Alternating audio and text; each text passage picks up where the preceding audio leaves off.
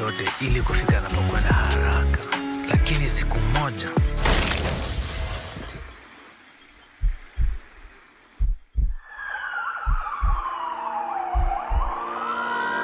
nilikuwa hospitalini kwa miezi 3. Kosa moja karibu liondoe kila kitu. Mwaka moja baada ya kutoka hospitalini, nilihudhuria mafunzo ya jinsi ya kuendesha boda kwa usalama. Boda ni life, lakini life si kitu bila usalama. Zingatia kanuni za trafiki. Hakikisha unavaa helmet na reflector jacket wakati wote. Ujumbe huu umeletwa kwako na NTSA kwa ushirikiano na European Union.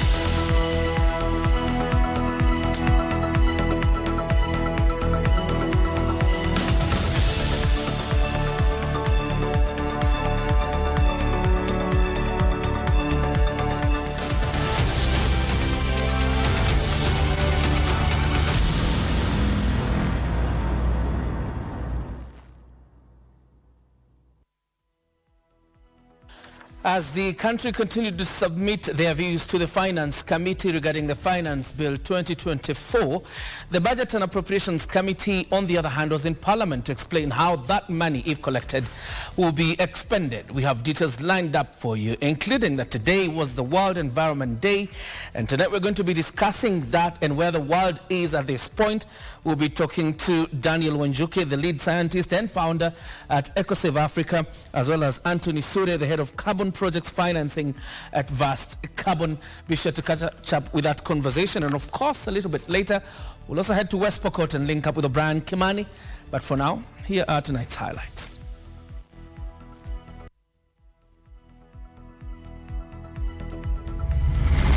The taxes we are paying going to what will benefit Kenyans generally, or they are misplaced and they are not put in a way that it comes back to them. Curb graft, seal tax leakages to fund the national budget instead of burdening Kenyans with taxes. Daktari amesema ameona kama huyo mtoto yani kifo chake kimetokana na injury ya kichwa. Head trauma caused the death of a toddler who died in police cells in Makueni. Post-mortem results reveal. Currently, the team is firming up preparatory and application documents together with requisite translations of the resume into 6 AU languages. And state machinery now at Raila's disposal. Government sets an elaborate secretariat to spearhead Odinga's bid for the African Union Commission chair.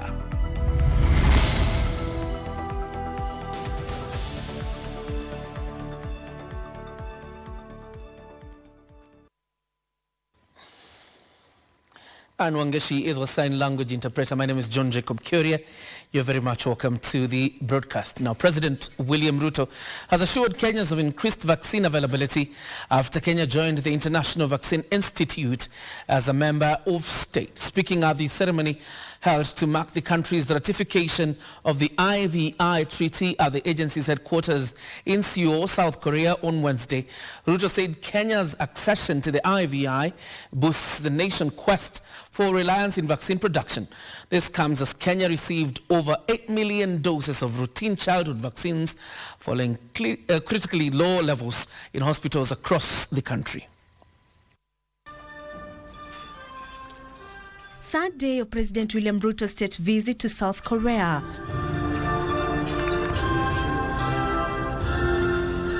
speaking at the ceremony held to mark ratification of the International Vaccine Institute IVI Treaty at the agency's headquarters in Seoul, South Korea, Ruto said Kenya had learned critical lessons from the COVID-19 pandemic's challenges in accessing vaccines and emphasized the commitment to reduce reliance on external manufacturers of vaccines and other pharmaceuticals.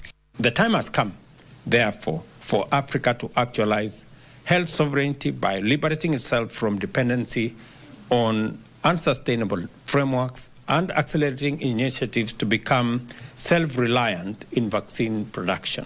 It has been shown that the surest way to prevent disease, Your Excellency, is through immunization. We can only achieve that by investing in vaccines.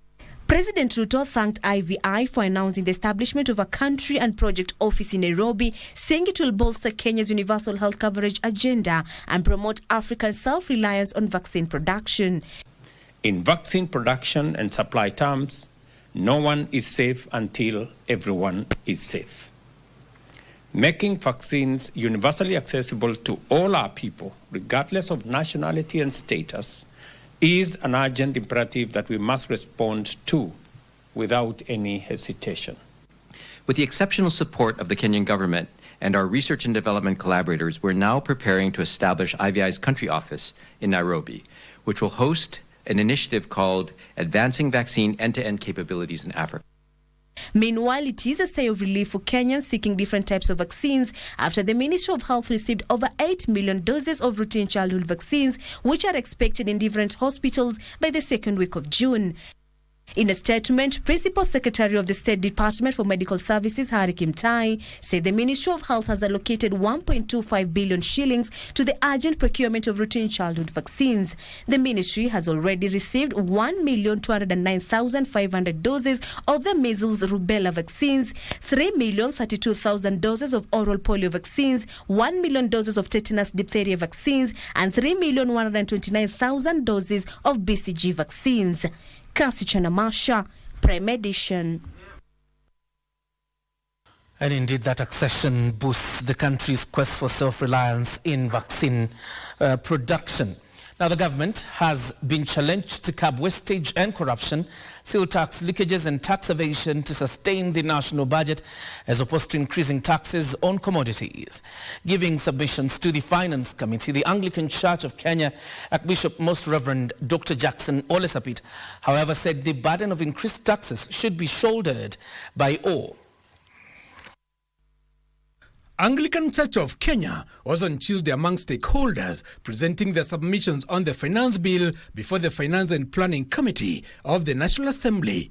Anglican Church of Kenya, Archbishop Most Reverend Dr. Jackson Ole Sapit, saying instead of imposing new taxes and increasing taxes on basic commodities such as cooking oil and bread, the government should curb wastage and seal loopholes in tax collection. The taxes we are paying going to what will benefit Kenyans generally, or they are misplaced and they are not put in a way that it comes back to me. However, he was taken to task over whether to tax church donations and tithes, among other collections. We are exempted from taxation on tithes and Sunday collections. But any other money we make, say we have a guest house or we have a hotel, we are not exempt from taxation, and we pay and comply with our taxation, and we file our reports. Other stakeholders, including Telcom Kenya, Lexlic and Marketers Society of Kenya, call for rejection of taxes in the digital space, arguing the move will cripple the new digital jobs industry. The 24,000 shillings threshold on withholding tax, this is likely to impact low-income earners and place them at a disadvantage. In our Gen Z language, we would say that this proposal is not giving. Institute of Engineers of Kenya lamented that punitive taxes on local manufacturing were driving importation of cheaper goods from abroad. And we are proposing tax exemptions on the implements that are going to help manufacturing possible. We're very strong on encouraging industrialization, because when we build industries, then we create employment opportunities. The chair of the committee clarified that no decision had been made yet on the proposed taxes. The decisions that we make as a country should not disadvantage us against our neighbors and how people shift from our country, go to other countries. Giverson Minor, Prime Edition. To a sad story now. In a post-mortem conducted on the body of a child who died in a police cell at Kambu Police Station in Makueni County on May 30th this year has revealed that the late Alex Mutua suffered head trauma. The 19-month-old baby's family is now seeking justice against police officers who allegedly assaulted his mother and him, leading to his death. Days after police officers at Kambu Police Station denied knowledge of the death of a baby, an autopsy conducted on an 18-month-old baby who died while in the police station cells has revealed that he succumbed to head trauma. According to the pathologist who conducted the post-mortem examination at Kambu Sub-County Hospital mortuary, Dr. Grace Midigo, the baby was hit on the head, resulting in a fatal blood clot in the brain. Nikatumiwa 6:30 message kutoka Kalembe Police Station inasema ati walinishika saa 11 ya mchana mtoto akiwa uwai, na alafu akasema ati nilikuja na mtoto nikarudi kwa nyuma mtoto akiwa sawa, na nikarudi huko saa 5 ya usiku nikiendea OB, ambapo nakaa na hiyo juu ameanza kujitetea juu walimbukiwa. The late child's family, led by his grandfather Onesmus Chalo, have appealed for government intervention in seeking justice. Daktari amesema ameona kama huyo mtoto yani kifo chake kimetokana na injury ya kichwa. Kwa hivyo kama family tutaendelea na kujua hapo mbele iko namna gani, na haki ya huyo mtoto itendeke. For Prime Edition, I'm Joseph Wahungu. I mean, this coming hot on the heels of the case we have in court of police being assaulted by a citizen. This again evokes memories of baby Pendo in Kisumu sometime in 2017. This is some politics now, and Prime Cabinet Secretary Musalia Mudavadi has unveiled the government's campaign plans for opposition leader Raila Odinga's African Union Commission chairperson bid. The Foreign and Diaspora Affairs CS said that the government has set up an elaborate secretariat made of government bureaucrats and strategists from both the government and Raila's team to spearhead his bid. But as Abdiaziz Hashim reports, Mudavadi, however, fell short of mentioning the names of those in the secretariat.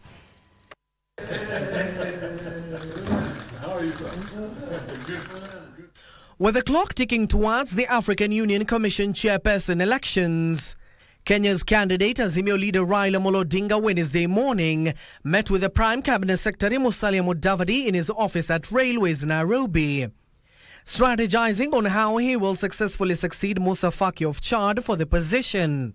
Shortly after their sit-down, the Azimio leader expressed his awe at the government's support for his African Union Commission chairperson bid.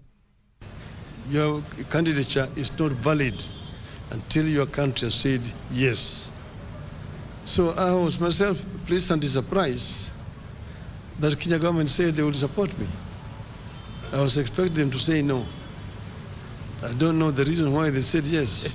We said yes because Raila is competent. Yes. And we are looking at Kenya's national interests and Africa's national interests.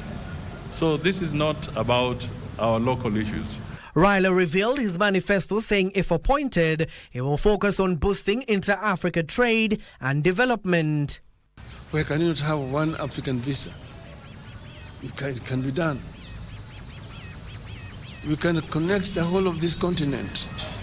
Foreign and Diaspora Affairs Cabinet Secretary Musalia Mudavadi unveiled the government's campaign plans for Odinga, but did not name the government bureaucrats, strategists and Raila's team that will spearhead the campaigns. Currently, the team is firming up preparatory and application documents together with requisite translations of the resume into 6 AU languages. That I am vying for a position in Africa, not in the government of the Republic of Kenya.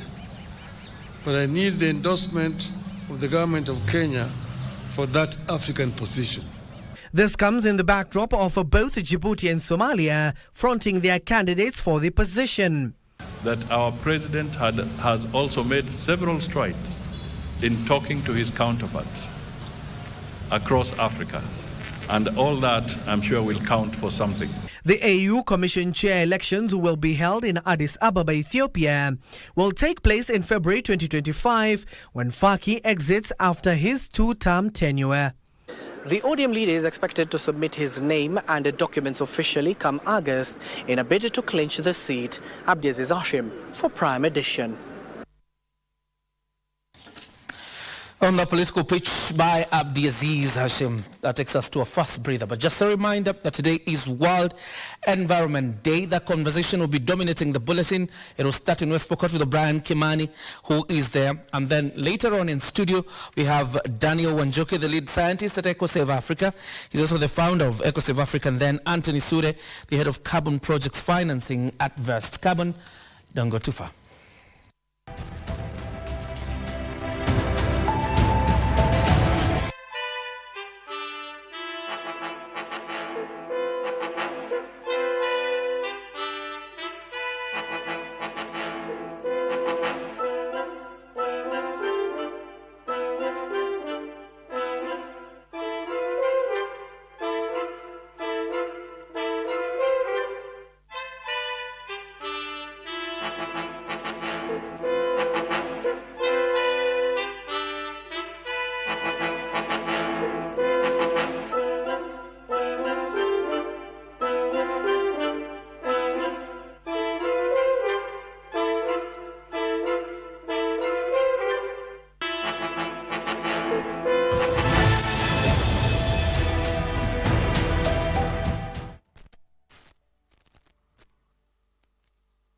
Nilianza kuendesha boda miaka michache iliyopita ili kuhudumia familia yangu. Sio kazi rahisi, lakini inaweka chakula mezani. Wakati huo nilifikiria siwezi kushindwa. Ningeendesha boda kwa kasi, kukwepa na kuvuka barabara ovyo ovyo. Ningefanya chochote ili kufika napokwenda haraka. Lakini siku moja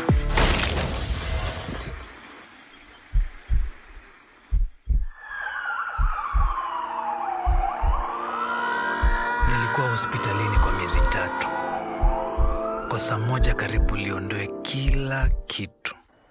Mwaka moja baada ya kutoka hospitalini, nilihudhuria mafunzo ya jinsi ya kuendesha boda kwa usalama.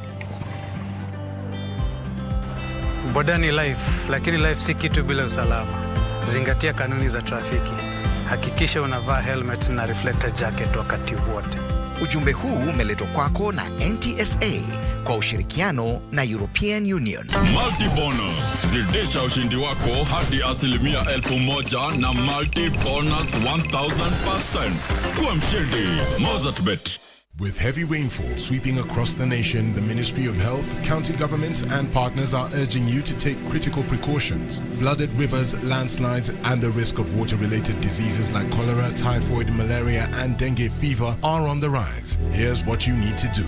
1. If you're in flatlands or landslide-prone areas, move to safer grounds immediately. 2. Maintain personal hygiene, treat water, wash hands, and use latrines properly. 3. Protect against mosquito bites with insecticide-treated nets. 4. Seek immediate medical attention for any health concerns. And 5. Call emergency helplines 719 or 0729471414 or 0732353535. Remember, safety comes first. Respiratory and waterborne illnesses are increasing due to the cold weather and flooding. Use treated water and seek medical help promptly if needed. Despite the challenges, healthcare services, including immunizations and chronic disease management, remain available. Be vigilant about food safety to avoid illnesses like cholera and typhoid. Properly handle and store food and seek help if necessary.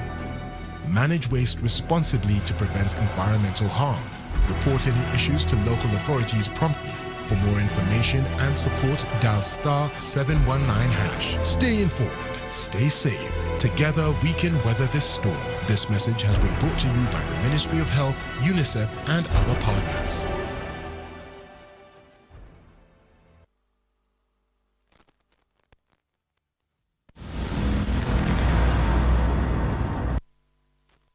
Welcome back. You're watching the Prime Edition. Let's focus on the major business of the day. An Environment and Climate Change Cabinet Secretary Soipan Tuya has scoffed at those faulting the demolition of structures at riparian lands across the country, saying the exercise will continue until all the land is reclaimed and conserved. Speaking in Embu County during the year's World Environment Day celebrations, the CS further reiterated the government's warning to those illegally occupying wetlands, forests and other protected landscapes and ecosystems to immediately vacate. It was a beehive of activities at Embu University, where the Ministry of Environment officials, led by Cabinet Secretary Soipan Tuya, Embu Governor Cecile Mbarire, and environment stakeholders converged for this year's celebrations of the World Environment Day. This year's event coming at the backdrop of the government's ongoing efforts to restore the country's degraded landscapes and ecosystem in line with the 10-year National Landscape and Ecosystem Restoration Strategy, the anchor framework of the 15 billion National Tree Growing Program. Addressing the event, CS Tuya vowed to not relent in curbing the destruction of forests and protected areas. We will not sit back and watch as a few among us negate these concerted efforts. We have made very tremendous strides in the reduction of forest crimes and illegalities. But I am cognizant of the fact that we still have people who want to pull us back. Let us commit to taking more action to protect our environment by adopting and advocating for sustainable practices that will ensure a healthier planet for current and future generations. She maintained that those inhabiting other protected landscapes and ecosystem must vacate, while also lauding the recent court ruling barring the encroachment of gazetted forest, including the Mau Forest Complex. Anyone who is in an illegal space, which is a riparian area, our protected areas, we want to continue encouraging Kenyans. Please move away, because you are becoming part of the cause of the deaths that we are getting through the climate change adversities. As agriculture is critical in Kenya, we can make it more environmentally friendly and smart. We can choose to grow organic crops rather than using chemicals, which improves our health and the health of our land. Elsewhere, St. Paul University, in conjunction with neighboring schools, joined hands in planting over 1,500 trees at the institution's farm to mark the World Environment Day. It is about commitment to the environment and ensuring that a proper preservation of the same is taken a notch higher. To be dignified as human beings, to live in a clean environment, to participate in land restoration, to participate in fight against desertification. In Ruai, the Nairobi River Commission led residents in a cleanup exercise of Nairobi River as they marked World Environment Day. We chose this side, Ruai, because as we are all aware, due to the floods that happened, all the dirt from Nairobi River was swept downstream. Toka kule mali Nairobi River imeanzia from zone 1 mpaka zone 6. Unaweza tembea, unaweza endesha baiskeli na unaweza fanyia mazoezi yako hapa. Kwa hivyo muhimu wa kusafisha hii mto itasaidia kila mtu wa Nairobi. In Kirinyaga, environment stakeholders planted over 3,000 trees at St. Teresa Girls Secondary School in Kutus, where the forest conservator Kenneth Muturi reassured of the government's commitment in achieving 30% tree cover by 2032. And today it marks the culmination of this season of our efforts to restore our landscape.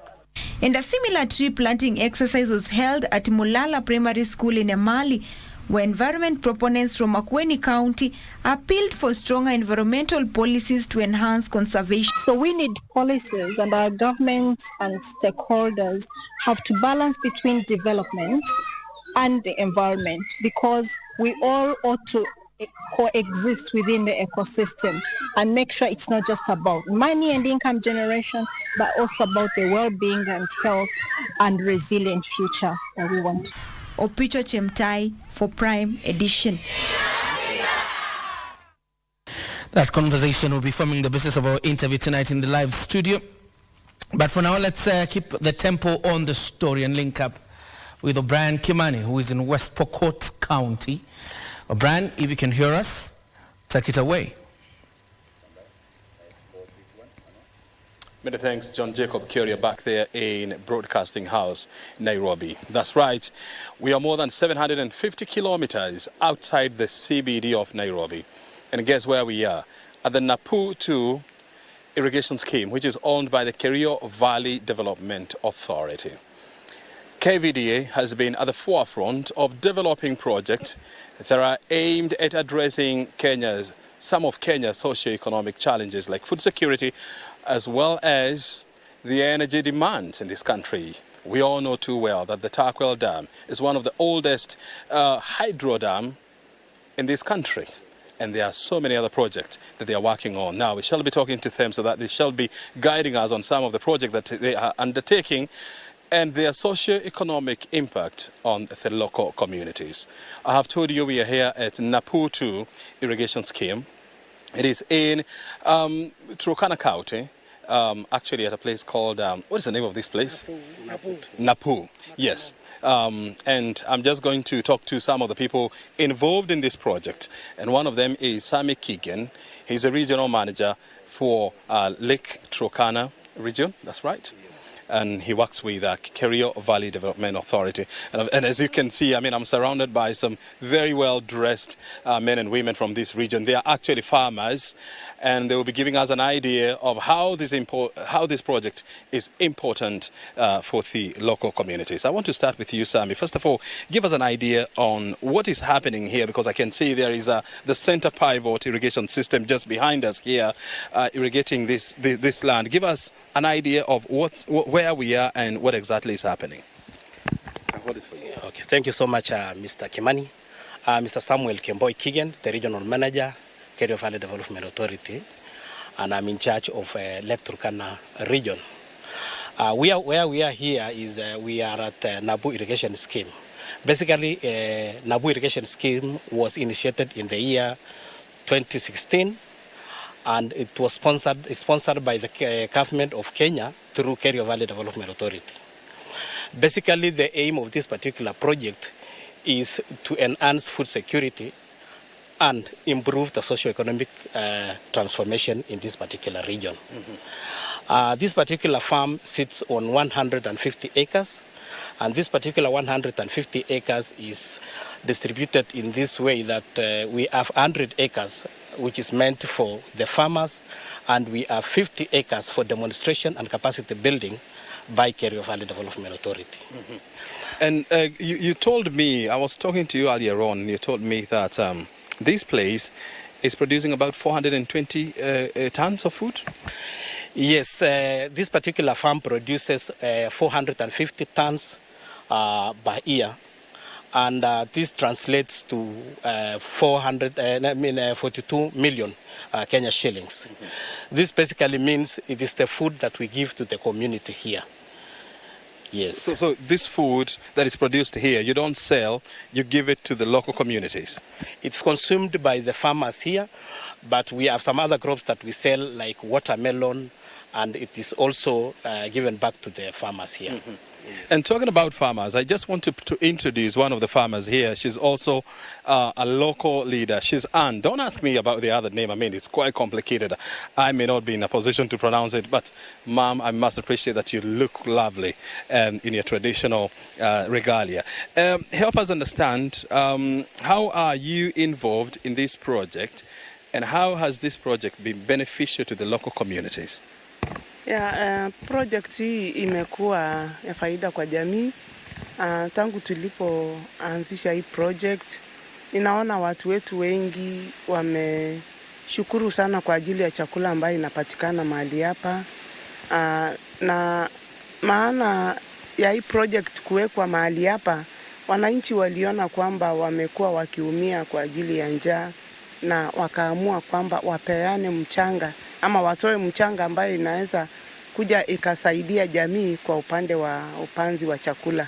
Na sasa jamii imefaidika kwa chakula, na pia wamefurahia kuona miradi zingine ambazo zinaendelea mahali hapa, kama sasa hiyo pivot irrigation, ni pivot center irrigation ambayo inatumika hapa. Ni chombo ambayo kwa mara ya kwanza kutumika Turkana hii, na tunafurahia kwa sababu tunaona kama Turkana, ya jamii ya Turkana, kuna kitu kizuri ambayo inaweza onekana kwetu ama inaweza fanyika kwetu kama jamii. Tunashukuru. And I like the fact that you're saying that, I mean, this system here, I mean, I only see it in some of major irrigation schemes in this country. And the fact that it is here in Turkana County is a testament that if irrigation is brought to this county, then food security, the challenges of food security will be a thing of the past. Let me now talk to Daniel. Daniel, as an elder in this place, how has this project benefited the local communities? Thank you, Mr. Kimani. This project has been an eye-opener to the community because it has changed many lives. We have heard it has elevated part of poverty because we have been a pastoralist community relying on livestock. And now, when we were introduced to this farm, now it has reduced some of the poverty. It has helped us get a little cash, and therefore we are so grateful to the government for initiating such outstanding projects, because it has helped us have money which we will not sell our livestock daily, and also it has reduced some stress of food, because our livestock have been prone to the drought, and now this one it has changed a lot of perspective in our lives.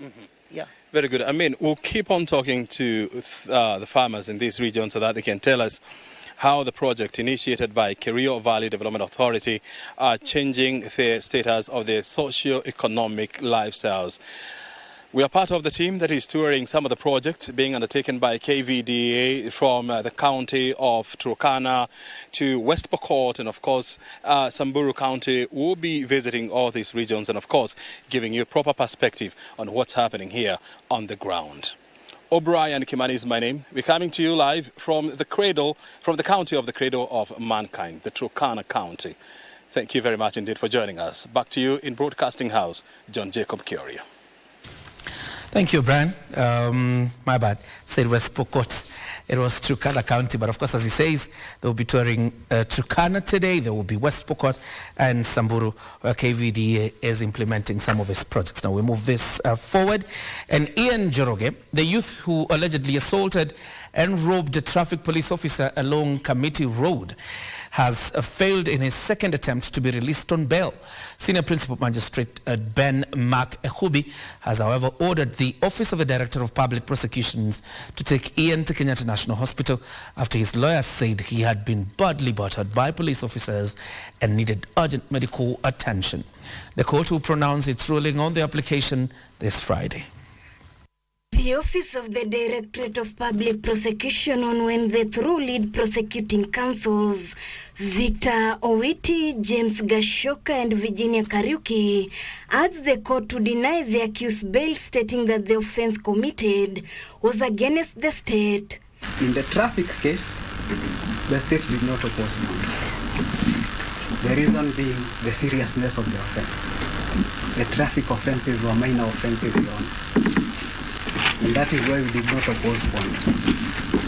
The assaulted officer Jacob Ogendo, through his lawyer Danstan Omari, told the court he will wish to testify in the court first before the accused Ian Njoroge is given a bail or bond. The import of that, in the event he dies within 1 year and 1 day, the accused shall stand charged with the offense of murder.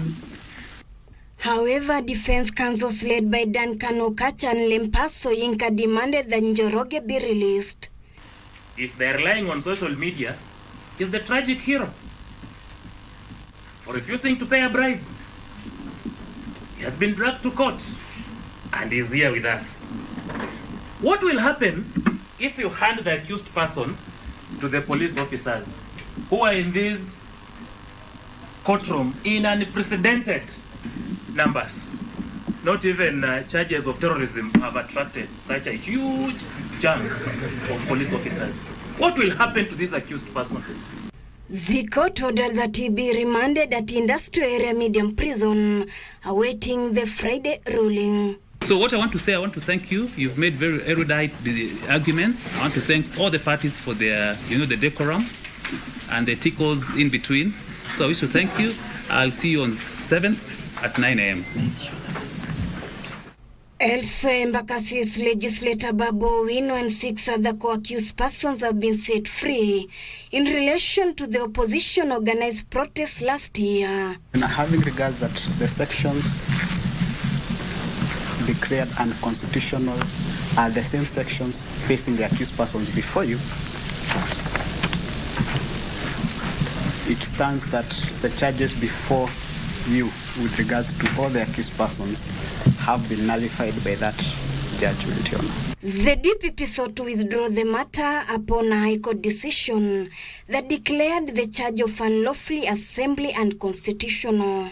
And based on that decision, the application made by the prosecution is merited. The case is therefore terminated under Section 87A of the Criminal Procedure Code. Cash bail deposited to be released to the respective depositors thereof.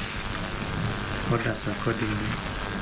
Babu Owino and his co-accused were arrested and charged last year amid the nationwide anti-government protests by the Azimio la Umoja coalition. After 3-hour submissions from the defense, the victims and the prosecuting counsels, a pre-bail report has to be provided before the court for the court to know the background information about Ian before he can secure his freedom. Ruth Wamboi reporting from Milimani Law Court.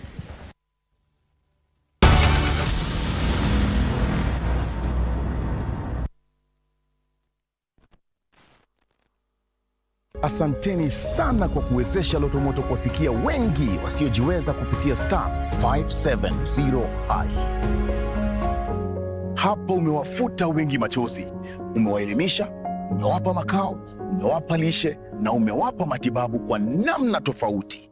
Asanteni. Asanteni. Asanteni sana. Na kwako wewe mchezaji wa Lotomoto, unajipa fursa ya kujishindia Probox nayo. Na kama Probox haikufai na umejishindia, tunakupa taslim 750,000 Kenyan shillings na mshindi namtangaza 30th of June. Na mwezi wa July 28th namtangaza mshindi wa Demio nayo. Na kama utaki na umeshinda, wacha gari, chukua chapa 750,000 Kenyan shillings kwenye star 570#. Wewe si mshindi tu, wewe ni tegemeo kubwa. Tusaidie na tushinde.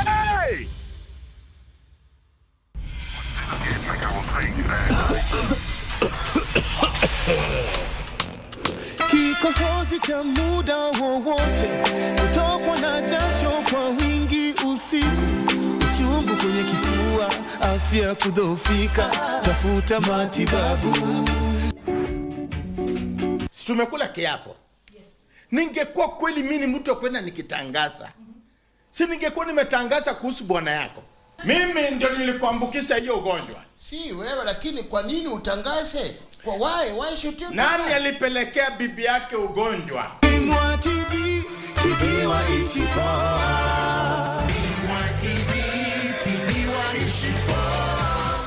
The Public Service Superannuation Scheme, PSSS, is a defined contributory scheme that ensures that your retirement benefits are managed responsibly and securely. The scheme will hold its second annual general meeting on Friday, 7th June 2024 from 8 a.m. Members who will not have been nominated to attend the physical meeting can follow the event live on KBC TV and online through the scheme's social media platforms. Follow the historic event and witness the presentation of PSSS financial statements, and also to to learn more about the performance and growth of your pension fund. For details, visit www.psss.go.ke. The Public Service Superannuation Scheme, empowering futures.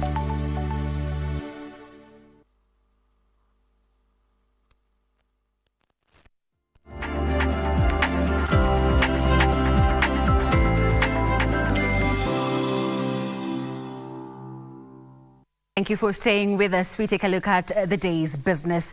My name is Wairi Mujenga. Education is expected to receive the biggest share in this year's proposed budget that has been tabled in the National Assembly.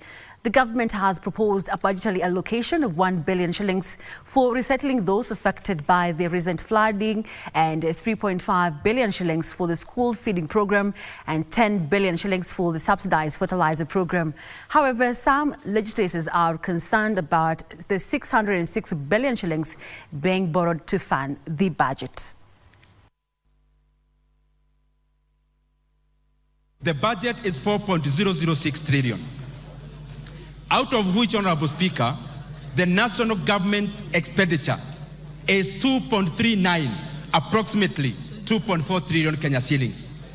Honorable Speaker, the money is going to consolidated fund services is over 1.233 trillion. The education sector continues to get the lion's share of the money we appropriate, Honorable Speaker. The proposal before this House is that we are recommending approximately 700 billion Kenya shillings. Education is key to this country. Uneducated people or ignorant people cannot lead, cannot grow a nation. Kenya as a country is known to have the best educated people in Africa. And this budget reflects to that spirit. In the sector of security, there is an enhancement into the area of security, which is so crucial to the entire sector of this country. We've seen many floods across the country. Many people lost their lives. Our roads were destroyed. Many water infrastructure, almost 70% of our water infrastructure across the country were destroyed, Madam Speaker. And the allocation given, Madam Speaker, is going to help. In terms of equity, in terms of the spread of the budget, in terms of budget coverage, must be the best, and they must be on the spot in what they are doing. Kenyans to come and get employment, finya computer programs, but we are not allocating funds for them to get support. So I understand this is something that we have to address. Every county will have or must have a running industry or factory. If we have that, the jobless youths that are 60% of this nation will be doing something for their livelihood.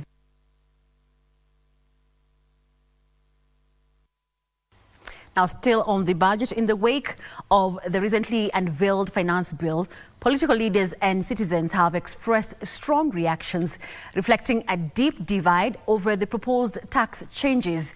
Leading the charge, some leaders have denounced the bill as detrimental to middle-class families, predicting it will exacerbate economic inequality. The following is a glimpse of some reaction. The published 2024 finance bill has a wide array of tax proposals which have elicited mixed reactions from the members of the political class and a cross-section of Kenyan citizens. Mina nasi ma MP tafadhali msipitishe hiyo kitu. Unajua kitu itaingia hapo kwenye, msipitishe, maisha ni magumu. Ikipita hapo mkipitisha sasa watu sisi kama sisi raia tutaumia sana kuliko vile tunaumia saa hii. Hata hii matuza ushuru hatutaki. Ushuru ilikuwa zamani lakini ilikuwa shilingi pana kama saa hii. Saa hii hata nyumba ushuru. Nini ukishika kitu ushuru, ukifanya biashara ushuru, kuku ushuru, tunateseka sana. Kama hii mambo ya hii nini ya finance bill kupitishwa, mimi kwangu naona wasipitishe kwa maana maisha ni ngumu. Sasa wakipitisha ndio tunaenda kuzama. Kama tayari tumezama, sasa wakipitisha je? Mimi naomba tu MPs tafadhali. Sisi ndio tunapitishanga nyingi. Kura mnapata kwa sisi. Tafadhali msipitishe. Tutaumia vibaya. Wabunge bwana, mimi sionele mpitishe hiki kitu. Ya the previous year ilikuwa noma. vijana wanaumia huku nje hawana makazi. Ingekuwa at least mnashughulikia na vitu kaa hizo. Mtu akiwa na mali anatoa kitu itakuwa better. Lakini sawa, angalia watu hawana kazi. Bado mnataka kuongeza taxes. So ni nini unanyonga hapo? Already unaumiza mtu mwenye ameumia na kitu ya kutoa. It is moved from tax exempt to zero rated. That means you cannot claim. And therefore that means that the prices of those essential commodities will go much higher. And Kenyans are really going to face the wrath of a very difficult economy going forward. Public participation takes center stage. All eyes shift attention to 1st of July when the bill is set to be assented into an Act of Parliament. Reporting for Prime Edition from Parliament Buildings in Nairobi, my name is Frederick Muoki. Now, the World Bank projects Kenya's economy to slow to 5% this year due to ongoing fiscal consolidation, tight monetary policy, and fading benefits from the agricultural rebound. The latest World Bank economic report indicates that while the tax reforms aim to increase government revenue, they have reduced disposable income for households and businesses, dampening consumption and investment. Kenya's economy rebounded in 2023 with real GDP expanding by 5.6% compared to 4.9% the previous year, driven by a recovery in agriculture sector which benefited from improved weather conditions and sustained growth in the services sector. However, the industrial sector decelerated due to weak productivity and low investments. What we see are extremely high trade costs. We are almost double, if not triple, in terms of when you compare us with our main trading partners, that the kind of costs that are attracted by our tariffs. So there is need for sustained investor confidence, not just episodes that an episode happens, there's investor confidence and then the next month it goes down. High interest rates and limited foreign currency increased production costs, particularly for net importers of capital goods due to depreciation of the shilling in 2023.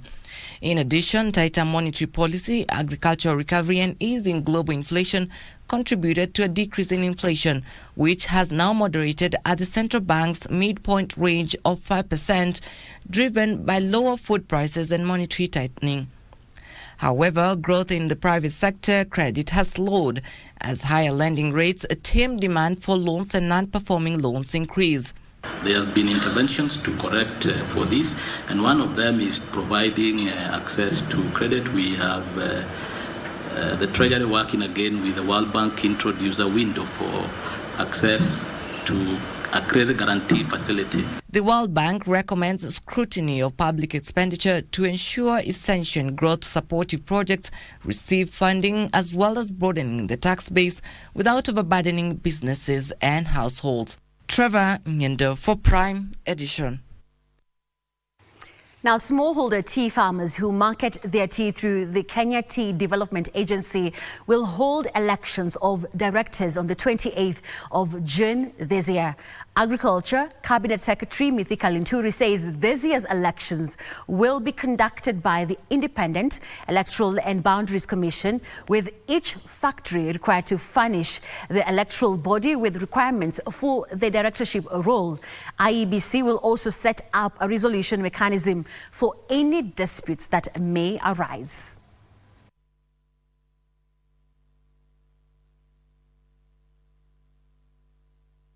Accordance with the court decree issued on 11th April 2024, elections for directors of all 54 smallholder tea factories will be held on the 28th June 2024. We have agreed by consensus that the election will be conducted by the Independent Electoral Boundaries Commission because of their history of conducting free, transparent elections. Now that marks the end of business news tonight, but you can find more stories on our website at kbc.co.ke, the business segment. My name is Wari Mojenga. Have a good night.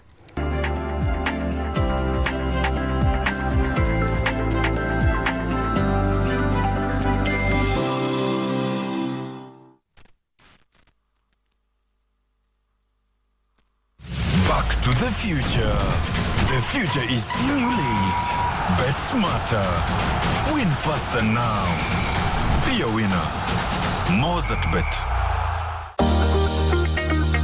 Je, una malimbikizi ya ushuru? Mamlaka ya utozaji ushuru nchini KRA inakupa msamaha wa adhabu na riba ya ushuru kufikia tarehe 31 Disemba 2022 kupitia Tax Amnesty Program. Ili kujua jinsi ya kupata msamaha, jiunge nasi kwenye maonyesho ya barabarani kote nchini ukiletewa na KRA kwa ushirikiano na KBC.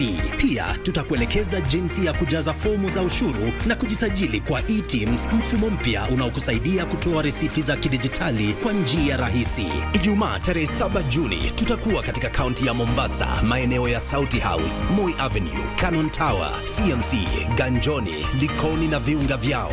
Jumamosi tarehe 8 Juni tutazuru kaunti ya Kilifi, maeneo ya Mtwapa, Kilifi Market, Gede, Matsangoni, Malindi Town, Malindi Stadium na viunga vyao.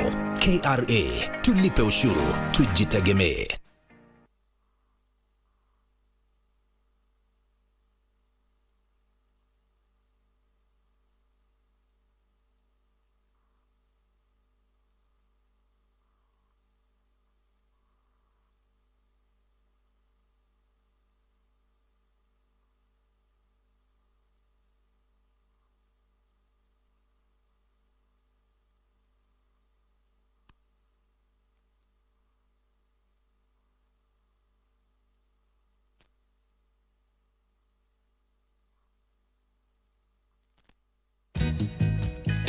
Joel was human. My dad is ruthless. So how far can he go? I'm not betraying my family. My dad had property worth tens of millions. Come and see hundreds of millions and Kaikara knew about it. I need to talk to you. Alone. What's going on? 13 acres. I'm sorry, I cannot give you this. That fool played me again. I am Joel's daughter. My name is Tom. Tom Chuguna. Can we talk? What? I'm George. Nice to meet you, sir. When you touch family. Family and business are one. But the direction that your dad is heading? I don't appreciate how you think about me. My father warned me about people like you.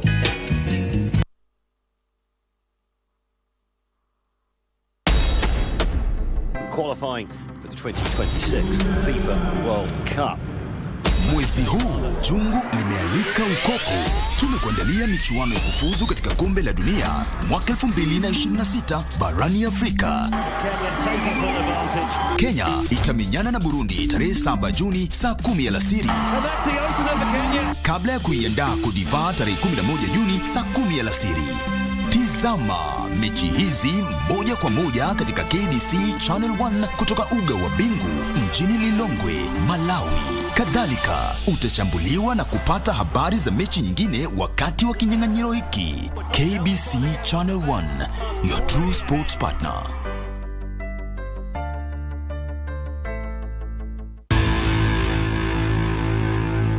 Sports News is brought to you by Mozartbet. Welcome back to KBC Prime Edition. My name is Karen Kibet. Let's now take a look at what's making headlines in the world of sports. Team Determination won the Unified Green Cup today after defeating Team Courage 4-3 on penalty shootout at Karura Forest in a unified football tournament to commemorate the 51st World Environment Day. The event, which was graced by Her Excellency Pastor Dr. Dorcas Rigathi, attracted over 100 athletes with intellectual disabilities. Team Determination drew 3-3 with Team Courage during regulation time, forcing the match into penalty shootout where Team Determination emerged victorious with a 4-3 win at Karura Forest to be awarded tree seedlings to symbolize the World Environment Day. The event, which was presided over by Her Excellency Pastor Dr. Dorcas Rigathi, intends to utilize sports to raise awareness and intensify inclusion for the involvement of persons with intellectual disabilities to combat the adverse effect of climate change while educating others on environmental conservation. So it gives me great pleasure and joy as we mark the 51 years since the celebration of the world's first Environmental Day. This year's theme is Land Restoration, desertification and drought resilience, which addresses crucial environmental issues impacting Kenya and the world. Over 100 athletes with intellectual disabilities participated in the one-day event that featured various activities that included planting over 350 seedlings to mark the 51st World Environment Day. Your Excellency, this is a critical mass that can help us jumpstart the inclusion of persons with disabilities in the discussions concerning climate change. Faith Akinyi for Prime Edition. Thank you, Faith, for that report. Moving on, Elkanah Rono and Sharon Bitok were crowned champions of the men and women's 1500-meter races as the National Deaf Athletics Championship began today at the Ulinzi Complex in Nairobi. Rono clocked 3 minutes, 53.9 seconds to win the men's 1500 meters as Bitok crossed the finish line fast in the ladies' event in 5 minutes, 12.00 seconds. Athletes competing in the 10,000 meters race could not keep up with the pace of Grancy Kendagor, who easily won that 25-lap race in 39 minutes, 50.5 seconds. Now, the two-day championship ending tomorrow is being used to select the deaf national team that will represent Kenya at the 5th World Deaf Athletics Championship and the 1st World Deaf Youth Athletics Championship to be held from the 12th to the 25th of July in Taipei, Taiwan. I have a good coach. My coach, they train me very well, so that it's easy to come and compete here with the rest of the Kenyans. I feel nice. People that turn up for this championship, some counties did not even support their athletes, so some of them came on their own transport, accommodation and all this. That's one of the challenges, but we are still doing well. So we ask the government to support us more next time. So for this selection, we depend on time qualifying that we are going to prepare two groups. We are going to prepare seniors and youth. That is from 14 to 18. That is going to be, the championship will be in Taipei.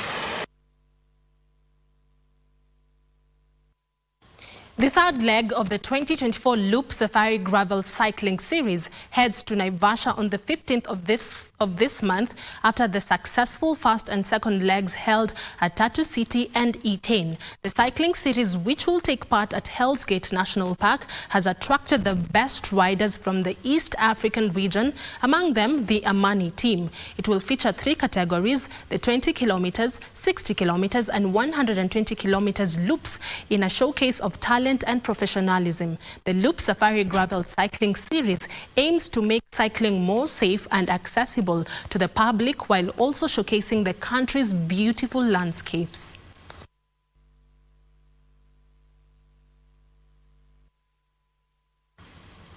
The 2026 FIFA World Cup qualifiers began today in Africa with the winners of each group directly qualifying for the global tournament to be held from 11th June to 19th July in Canada, Mexico and United States. The matches to be played today will feature Togo against Sudan, Sierra Leone against Djibouti, Namibia will host Liberia. In South Africa, due to the unavailability of a FIFA-approved stadium in Namibia, Central African Republic will clash against Chad and Tunisia will play Equatorial Guinea, who are bottom of Group H with Sao Tome. Kenya's Harambee Stars will take to the pitch on Friday against Burundi in Malawi in a match to be televised live on KBC Channel 1.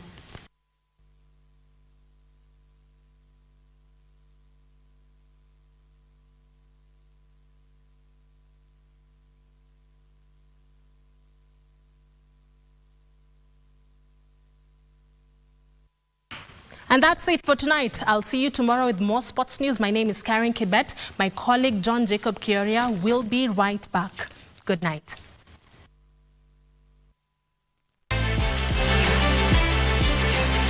Sports News was brought to you by Mozart Bet. You can lift the plane. The higher you fly, the higher your win. The sky is the limit. Mozart Bet. Thank you very much, Karen Kibet. Time for us now to have a conversation and we're talking about the World Environment Day. There's so much to talk about, but then again, in the time we have, we'll manage what we can. Nathaniel, that is Daniel Wanjoki, not Nathaniel, is the lead scientist at EcoSave Africa, and actually the founder of EcoSave Africa. He was one among the organizers of the national event, the World Environment Day, that was held in Embu. We also have Anthony Sure, the head of Carbon Projects Financing at Vast Carbon. I think it is important to begin this conversation from the aspect of policy and what needs to be done. Daniel, owing to the fact that you're in the National Steering Committee that was planning this, the World Environment Day, and probably aware of what policies and initiatives need to be taken by the national government and also at the international level to address climate change effectively. Thank you, Jaja, for having us, for having me today. Yes. It is true that in 1972, the world came together and decided that the environment requires a day where everybody can commemorate the issues affecting the environment all over the world. And that is the same meeting, the same sitting that created UNEP. So it is something that should tell us that it was important that we have UNEP and that you have the World Environment Day. Now, coming forward to today, we normally commemorate this day on 5th of June, and it has happened ever since 1972. However, when you look at how much policy we have generated around the environment space, there's a lot of, it's quite wish-wash.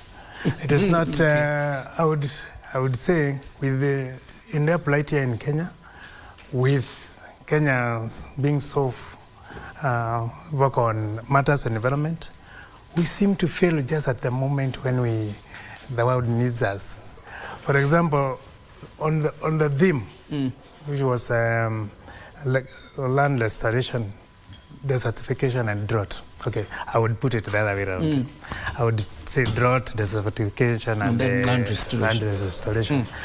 I would say that it's not in us.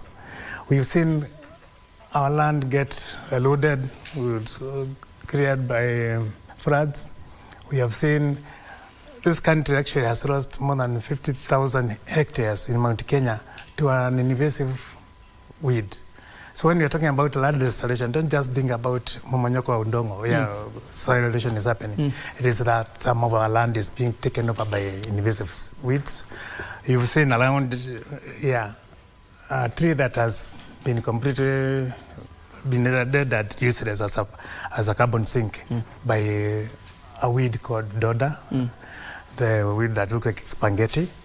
And what have we done? Nothing. Last week, the Governor Kajiado County called for a concerted effort to eradicate a certain weed called Ipomia. It is, if you're driving or going to Mombasa by SGR, both sides of the road have white flowers. And that area where that vegetation is growing, there's no grass that grows under that. So you're actually losing land as you watch. And there's nothing being done to change that. That's why I'm saying policies are wishy-washy. So from where you stand, do we have any watertight policies to address the climate change effectively, or you will agree with Wanjoki, it's wishy-washy? For me, I say it's a bittersweet moment. As much as I concur with some of the aspects that he has brought out, I think if you compare our country with the rest of the continent, and also just generally the globe, we've made quite some significant progress over the last couple of months, especially in terms of mobilizing climate finance and championing for climate finance being channeled to Africa.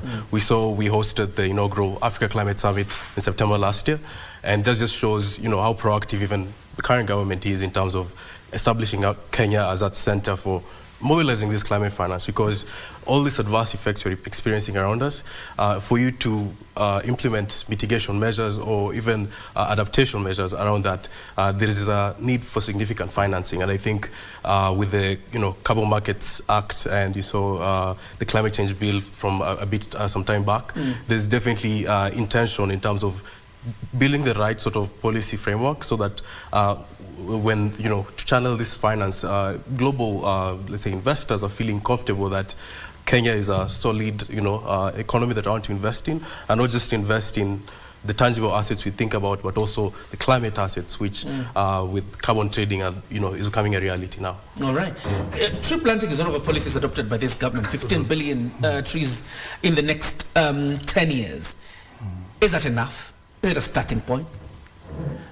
I've not done the calculations and seen how much 15 billion trees would cover in Kenya, but I'm sure the world has more than 4 trillion trees.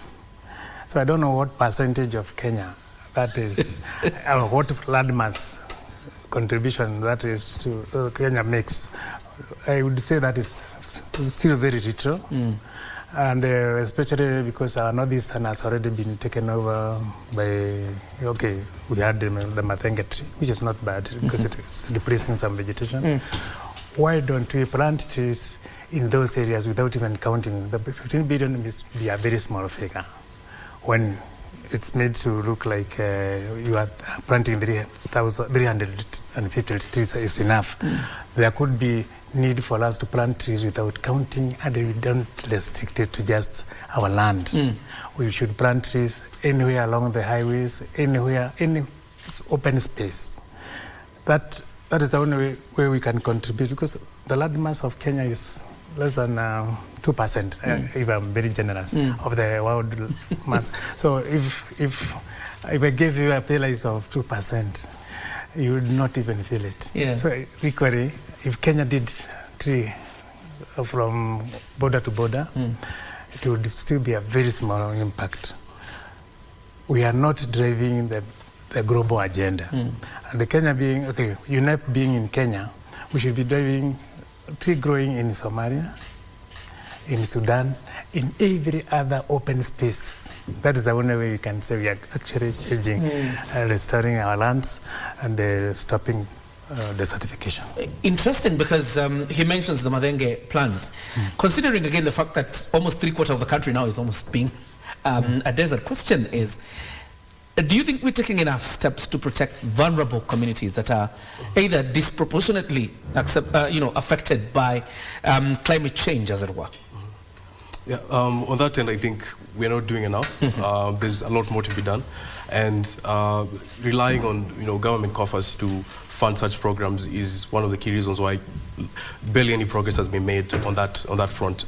And that's why I think even with the work with Advanced Carbon, we've been fervent advocates for seeking alternative sources of funding that can be channeled towards such initiatives, and carbon financing is one of those things.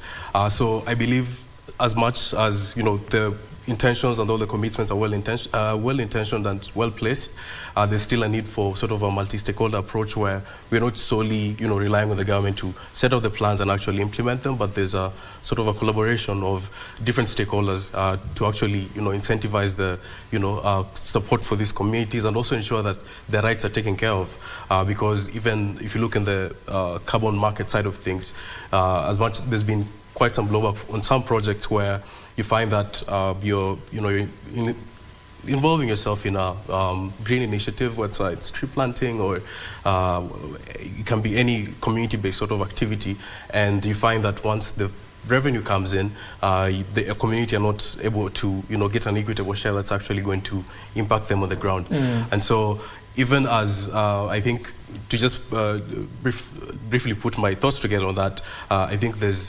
we're not doing enough, in the sense that there's barely any effort that's been put to make it a multi-stakeholder problem, as opposed to just that problem we hear about on the news and never hear about it until the next time it's covered. Quite interesting. There's a semblance of effort by this administration towards addressing climate change. But again, as you have mentioned, our neighbors probably are also not applying as much effort to probably boost Kenya's efforts in the region. And the question is, what are the consequences of inaction by, let's say, our neighbors or even a government? Well, it's very dire. We would not like to imagine how it would be if we recently had 3 years of very poor info.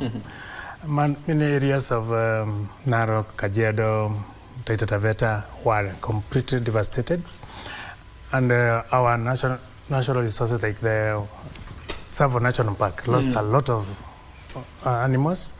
In Kajiado, for example, where I have some figures, about 350,000 animals died. Some of them had migrated to other counties, but the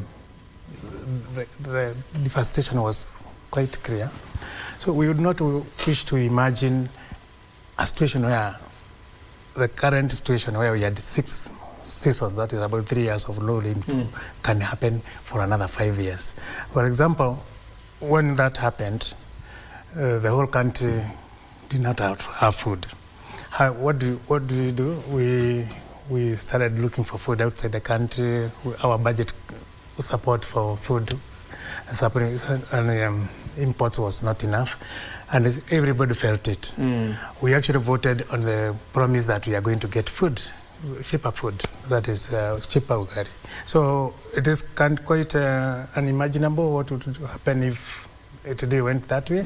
But considering that we are only doing tree planting here in Kenya and maybe not promoting the same in other countries, we might actually get into that situation because climate change is not a localized phenomenon. We've had flooding in Dubai, we have flooding in Brazil.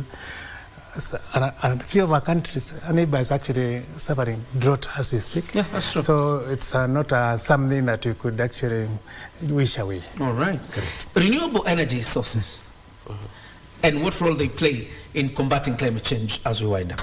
Yes. So I think as much as we've seen recently a lot of steam going towards decarbonization, and the key aspect that brought about the problem to begin with is burning of fossil fuels or biomass. And so with renewable energy, it's coming as an alternative and not just in one way saying, oh, my power supply is not using diesel generators, but they're using geothermal, as they say, the case here. It goes beyond that. It also goes to how we are, traveling. E-mobility is also something that has been pushed. We've been seeing, I think, e-border borders all over Nairobi, if you're anywhere in Nairobi. And I think that's one of the trends that renewable energy also supports because it contributes, first of all, towards the decarbonization aspect. And also at the same time, as much as in Kenya we may take it for granted the fact that our grid is almost perfectly clean, the fact that most of our energy is from renewable sources, at least 90%, it's definitely not the case all over the globe. And also generally, even within the country, there are certain things that we do, let's say, for example, cooking, that transitioning to electric cooking could actually be a better alternative. And you've seen, I think, with some of the initiatives we're working with KPLC and Pikana Power, there's an initiative where they're basically going around communities and spreading awareness on electric cooking and trying to drive the fact that it's affordable and it's not far removed from your alternative, which is costly, and at the same time also to your health in the long term, it's also quite costly. Yes. You're the scientist. I want to give each one of you a minute. And the question is, we have celebrated World Environment Day, and there are lessons we have learned. How do we move from here in less than a minute? Wanjoki, starting with you. I would wish to say that we need to, as we talk about decarbonization, land restoration, drought mitigation, and even as we restore land, because this is the decade of land restoration, we need to actually proactively move out. He has monies that can be used to plant trees anywhere in this country. We can do avocados if it is possible, and harvest the fruit and also maintain the tree. The tree should earn the farmer carbon credits. That's what we encourage a farmer to plant mangoes or avocados and not blue gum. Fruit trees? Fruit tree, because it will always be there. Nobody will cut a fruit tree unless it is gotten to its head of life. And I know avocados have been planted since 1930 in Kitare, and they are still standing. So you plant such trees, you should be rewarded, and every year, even before you start harvesting, you should be getting something. That is what I would propose. Now, on the aspect of our waste management systems, most of our waste combined in the towns and the residential areas and the schools generate a lot of methane gas, which is a worse of option when it comes to decarbonization. Methane gas has more than 28 times more global warming potential than carbon dioxide. So why would we allow our toilets, our school, our piggeries, our dairy farms to generate methane gas? That's why EcoSave has come up with a solution for such. Which is EcoTreat. EcoTreat waste digester, which is perfect for that job, to eliminate carbon methane gas. And where possible, projects funded that can be funded for schools to do methane gas because they have waste from the toilets. Let's not think about that. That waste is contaminated, the gas is contaminated, but encourage that people can use that as a source of zero carbon. Because the carbon from the methane gas from waste is actually what is already in the environment. So it's a zero option, zero addition to the environment. All right, your 1 minute starts now. Moving forward. Yes, I think to echo a point I made earlier in brief is one thing I'd like to see happening, and which something we're active personally in my own personal capacity we're working towards, has been embracing this multi-stakeholder approach towards some of these challenges.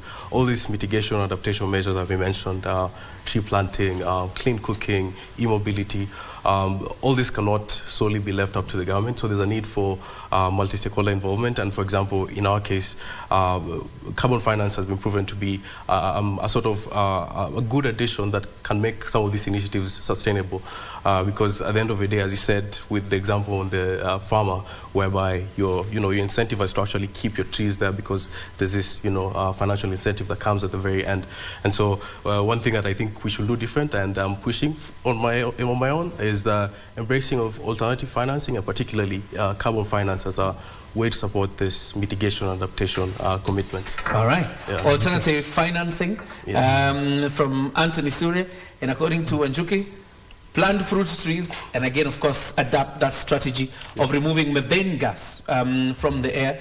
You can contact Wanjuki, obviously, for the product he talks about that eliminates methane gas from the environment. Thank you, both of you, for joining us, and we'll continue engaging you, because clearly these conversations will be with us for a long time. 100%. Daniel Wanjuki, the lead scientist at EcoSave Africa, and the founder of EcoSave Africa, Anthony Surya, the head of carbon projects financing at Verse Carbon. Thank you for joining us. This is where we put a cap on Prime Edition this Wednesday. God bless you. Have a good night and see you around. Thank you.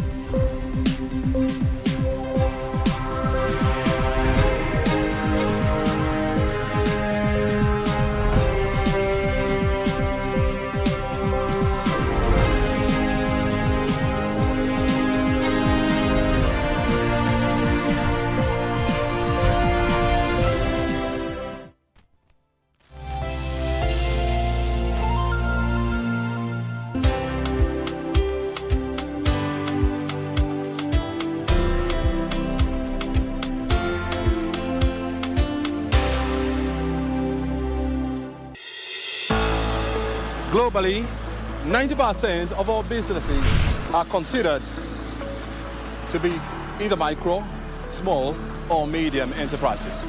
The situation is no different here in Kenya, where 90% of all jobs are in this critical industry. But in the last 5 years, this industry is facing a serious challenge.